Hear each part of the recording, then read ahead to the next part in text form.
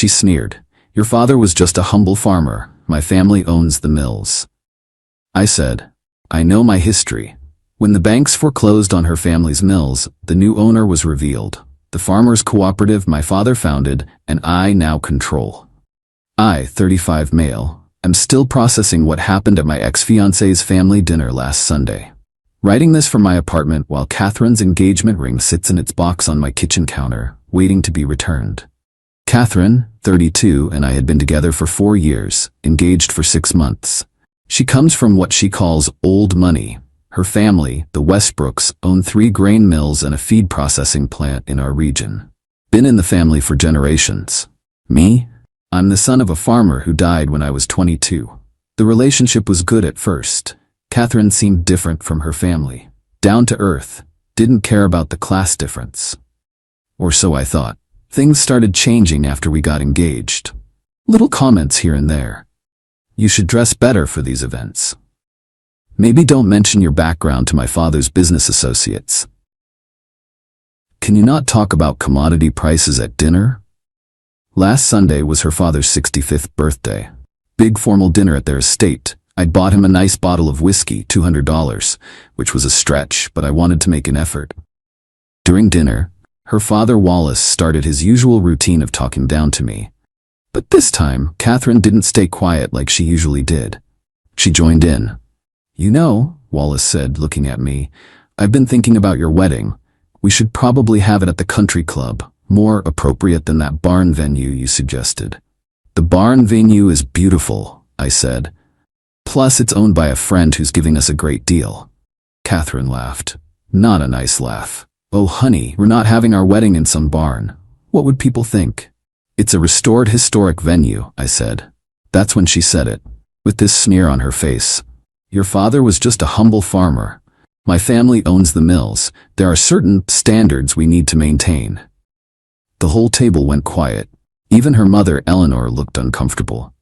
I know my history, I said quietly. What's that supposed to mean? Wallace asked. Just that I know exactly where I come from. And where you come from, too. Catherine rolled her eyes. Don't be dramatic. We're just saying that our families operate in different circles. Farmers need mills. Mills don't need individual farmers. Interesting perspective, I said. Especially considering your mills are leveraged at 85% debt-to-asset ratio and you missed 2 loan payments this quarter. Wallace's face went red. How dare you? Public records, I said. Banking commission filings. Your refinancing applications were denied by 3 banks last month. Catherine stood up. Stop it. You don't know anything about our business. I know you've been operating at a loss for 18 months. I know you've been selling equipment to make payroll. I know the only reason the banks haven't foreclosed yet is because harvest season is coming, and they're hoping you can generate enough revenue to make it worth their while. Get out, Wallace said. I stood up. Looked at Catherine. Is this really who you are? She lifted her chin. I'm a Westbrook. Maybe if your father had been more than just a humble farmer, you'd understand what that means. I left, but not before saying, my father was indeed a humble farmer. He was also the founder of Plains Agricultural Cooperative, the organization I've been running as executive director for the past 5 years, the same cooperative that just secured a $15 million credit line for strategic acquisitions. The look on their faces was interesting. Update 1. The last 2 weeks have been absolutely insane. First, Catherine tried to salvage things. Showed up at my apartment Monday morning after the dinner, but not to apologize. Oh no, she came to explain reality to me. You embarrassed my family, she said. You need to apologize to my father. I embarrassed them? By stating facts? By discussing private business matters at dinner. That was incredibly low class. Lower class than insulting my dead father? She actually rolled her eyes. I was just being honest. Your father was a farmer. There's nothing wrong with that, but let's not pretend it's the same as owning mills. You're right, I said. It's not the same. Farmers actually produce something. She went off, called me ungrateful, said her family had accepted me despite my background, that I should be thankful they even let me in their home. Catherine, I said, we're done. I want the ring back. She laughed. The ring? That $3,000 ring? Keep it. It's probably worth more than your truck. The ring was actually $8,000, but I didn't correct her. Says a lot that she never even looked at it closely enough to know what it was worth. She left, but not before saying, "When my family's mills are processing every kernel of grain in this region, and your little cooperative is begging us for fair prices, remember this moment." Tuesday, I get a call from our wedding venue, the barn. Cancelled. Catherine had called them claiming I was mentally unstable, and she feared for her safety. The owner, my friend Rick, was confused but had to follow protocol and ban me pending investigation. Cost him a booking, cost me a friend's trust until I could explain. Wednesday, Catherine's brother Theodore shows up at my office at the cooperative. Kid's 28, never worked a day in his life, but acts like he's some business mogul. "You need to stay away from our family," he says. I am staying away. And stop spreading lies about our financial situation. I haven't told anyone anything. Public records are public. He leaned over my desk. "You think you're smart? You think your little cooperative matters? We process 60% of the grain in this region. You need us. Actually, we truck our members' grain to Henderson Mills, 2 counties over. Better prices, honest weights." His face went red. "When we own Henderson too, you'll be sorry." "With what money, Theo?" He stormed out, but not before knocking over my coffee mug. Real mature. Thursday was when things got interesting. I get a call from my board president, Agnes, 72, owns 800 acres, tough as nails. "We need an emergency board meeting," she says. "Tomorrow morning." I show up Friday and the entire board is there. 7 farmers who together own about 15,000 acres. "Westbrook Mills is in trouble," Agnes says without preamble. Real trouble. Turns out Wallace had been desperately calling around trying to secure grain contracts for harvest season. Offering terrible prices but with immediate cash payments, a clear sign of desperation. Some of our members had been approached. "He offered me 30% below market," said board member Hank. "But with cash up front, told me the cooperative couldn't match it." "Can we?" Agnes asked me. "We don't need to. We have the credit line, remember? We can offer fair market prices and reliable payment." "That's not why we're here," Agnes said. She pulled out a folder. "First National Bank called me yesterday. They know I'm board president. They want to know if we'd be interested in acquiring assets." My heart stopped. "The mills? They're moving to foreclose. Wallace has 30 days to pay $3.2 million, or they're seizing the assets. The bank would rather sell to us than run a grain mill." "Do we want that kind of debt?" another board member asked. I pulled up our financials. With the credit line and our reserve fund, we could make an offer, but it would need to be unanimous board approval. The discussion went on for 3 hours. In the end, the vote was 6-1 in favor of making an offer if the foreclosure went through. The one holdout, Ernest, said he didn't want us to become what we've always fought against. Fair point. But Agnes made a better one. We'd be owning it collectively. Every member would have a stake. That's the opposite of what they are.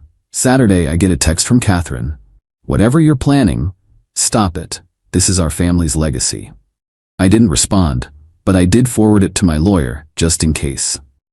Update 2. The last month has been a masterclass in watching entitled people lose their minds. The foreclosure notice was published in the paper. Wallace had 30 days to pay, and everyone knew he couldn't. The Westbrooks went into full panic mode. Catherine showed up at my apartment again, this time with her mother Eleanor. They tried a different approach. Good cop, bad cop. Eleanor: "Thomas, you are almost family. Surely you can help us." Me: "Help how? The cooperative has money. You could loan it to us." Me: "That's not how cooperatives work. I can't just hand out member funds." "But you control it." Me: "No, the board controls it. I execute their decisions." Catherine got nasty then. "This is about revenge, isn't it? Because I hurt your little feelings?" "No, this is about business. Your family's mills have been underpaying farmers for decades, manipulating weights, charging excessive processing fees. The cooperative exists specifically because of businesses like yours." Eleanor tried tears. "We'll lose everything. Our home, our reputation." "You'll lose the mills. The house isn't collateral. And reputation? That's been gone for years." Catherine exploded. "You think you've won? You think you can run mills? You're just farmers. Just farmers who apparently understand debt-to-asset ratios better than your Harvard-educated brother." They left, but the harassment didn't stop. Theodore started spreading rumors that I'd somehow sabotaged their business. Said I'd been feeding information to their competitors. Complete BS, but some people listened. Then came the legal threats. Wallace hired some fancy law firm to send cease and desist letters to the cooperative, claiming we were engaging in predatory business practices and tortious interference. Our lawyer, Janet, who also happens to be a member's daughter, laughed when she read it. They're grasping at straws. You can't tortiously interfere with a bank foreclosure. That's not how any of this works.